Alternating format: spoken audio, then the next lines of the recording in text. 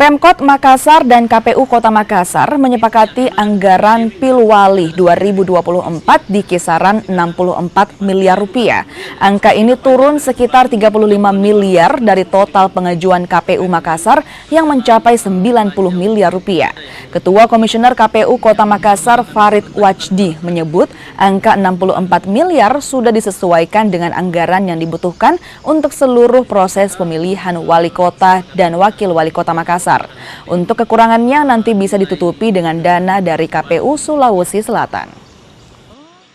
Hari ini kita sudah tanda tangani berita acara kesepakatan. Secepatnya dalam waktu dekat, kita berharap tidak terlalu lama, kita sudah mengkonsolidasikan persiapan untuk penandatangan naskah hibah pemerintah daerah. Kalau sudah dari situ berarti kan kita masing-masing sudah terikat dengan peraturan.